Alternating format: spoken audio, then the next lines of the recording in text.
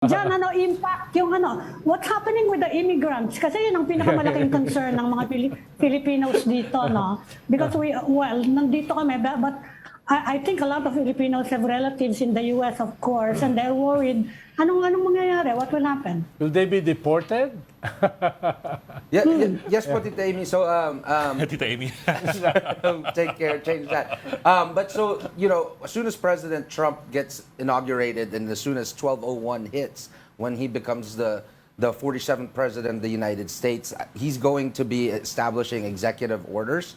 And a lot of that po is to secure the borders. I think like what he did sa una niyang inauguration in his first hours after he was sworn in as president, he really changed with his executive orders the course of the start of his presidency po. So I think and that's what he's been promising in the campaign and on the stump. So I think sa first hour you'll see all these executive orders that he's going to be signing into law and for the executive branch to start enforcing. A lot of that's immigration po.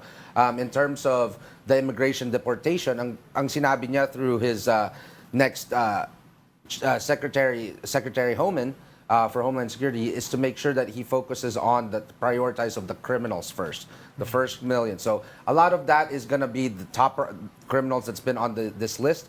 Currently under the Biden administration po, they have already 1 million orders already that's not really being executed by the current chief executive officer of the United States right now, current commander-in-chief. So yun po ang tutuloy niya. And then we're gonna go down to the processes. And I've seen the Philippine Embassy advisories when it comes to this type of immigration process and issues to, they've recommended for self-deportation for folks that have been there para hindi sila ma-deport ng current administration. From your perspective, does that make sense? Self-deportation as advised by the Philippine Embassy in the US? I would rather do that than be deported by the American government. Kasi wala nang balikan. If At least now you'll still have a chance to fight for your case and to at least to a small not chance. be deported. Correct. A fighting chance, as Mali like to say. But also, see, Trump is known for his, you might call it brinkmanship, diba? Sometimes when he makes announcements and declarations, parang sometimes they sound fantabulous. He backpedals. Like I was asking John about this deportation because a lot of farm workers harvesting the vegetables and the fruits in the U.S. are illegal. Illegals. A lot of those collecting the garbage, cleaning the drainage are illegal. So who will collect them if they will be deported? So, Opo, I think that's a really good question. I think that focuses the question on that business owner as well, who's been supporting those policies, right? I know a lot of these immigrants, legal immigrants, undocumented immigrants, however you want to call them, they have also now some tax ID numbers already, right? They're still paying some stuff. They do. So now... Even the number one in our Senate survey, Erwin Tulfo, admits that he was illegal for 20 years, in the U.S. But he came back and self-deported, right? So, no, he didn't self-deport. He held on to his U.S. passport until it was the U.S. discovered. Embassy finally said, we're revoking your passport because it's fake. Wow, I did not know that. Because your U.S. passport is based on fake documents. Yes. So it was not a voluntary thing. It was more. They just found out. But in terms of that, tatanong ko, John, I want to clarify that. If you self-deport, can you still apply for immigration status? yes po, Or but it's gonna be hard because forever? the new thing now po is you're gonna see a lot of these agencies are working together. So if they see a name, they see your point of entry was this date, but your visa date expands to this, then you're gonna be put in a new pipeline of where you're gonna be pushed for deportation or a case for... Dadaan ka sa butas ng karayom para makabalik. Opo. But the idea of that po is in terms of the Americans that are there and even for the legal immigrants, right? Why this is such a big issue. It's not only the illegal immigrants that's picking up strawberries or yung mga nagfa-farm, but paano po yung mga legal nating immigrants na nagpunta na po sa Amerika na ang tagal-tagal ng proseso, na nandun na sila, pero naaagawan sila ng trabaho ng mga illegal immigrants as well.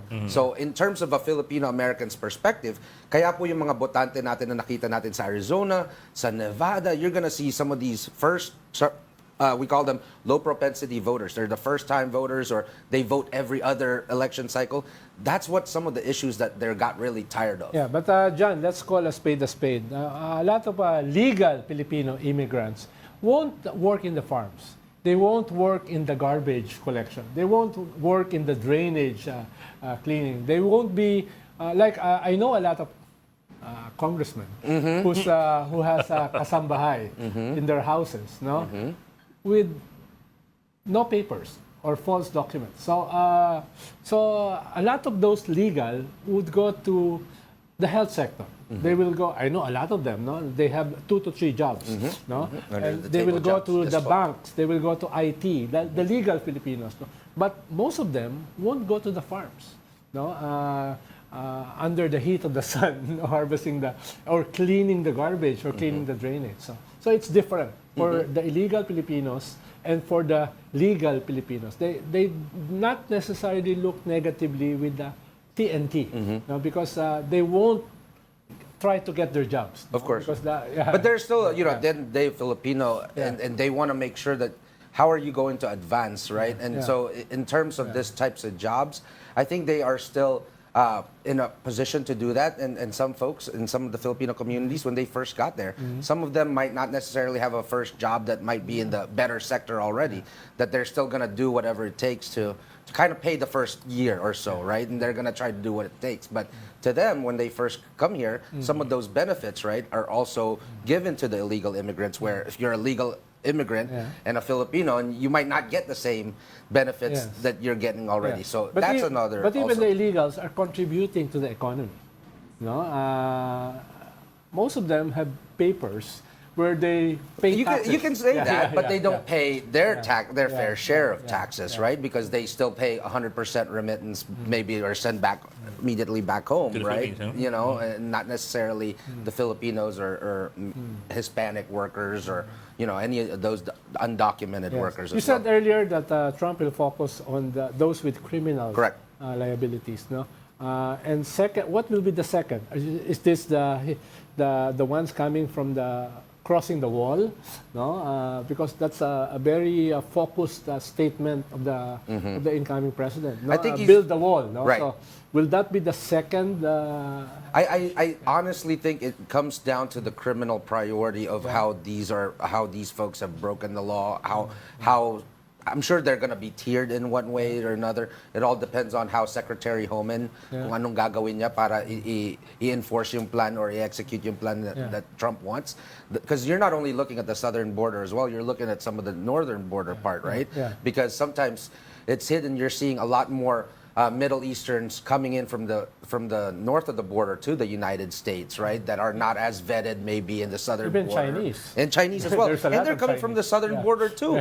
Yeah. I'm talking to Filipino communities and they're like, kung yung mga inchik na yun nakakadaan sa southern border, dapat ganun din kami. And I'm like, oh, that's not a bad point, and you come in. And so those are some of the things that really causes concern because hindi lang from the southern border. They're coming from all over South America. But the biggest thing that Trump really wants to put in play right now is that stay in Mexico. Keep in Mexico program right now where instead of when you apply for that asylum process that you are in the United States while that's being processed, that you're remaining in Mexico before you get approved to go to the United States.